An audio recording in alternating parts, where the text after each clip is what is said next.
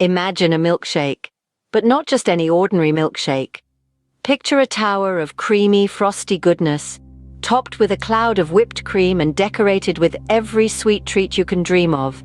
This is the Black Tap Crazy Milkshake, a dessert that is as delightful to look at as it is to devour. First, start with your favorite ice cream flavor: vanilla, chocolate, strawberry, or maybe something a little more adventurous. Go ahead and scoop out about 4 cups of ice cream and mix it with about 2 cups of milk or cream. Blend until you have a smooth, creamy concoction. Next, select your frosting of choice. Maybe it's chocolate or vanilla. Or, perhaps, you're a fan of peanut butter. Whatever you choose, generously apply about 1/4 cup around the rim of your glass. Ensure it's thick enough to hold the toppings. Now it's time for a bit of magic.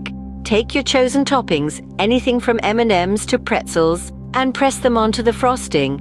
Make sure they cover the frosting evenly, creating a delicious halo of sweetness. Add a bit of flair to the inside of your glass with some extras: drizzle cake batter, caramel sauce, or chocolate syrup, ensuring the glass is well coated.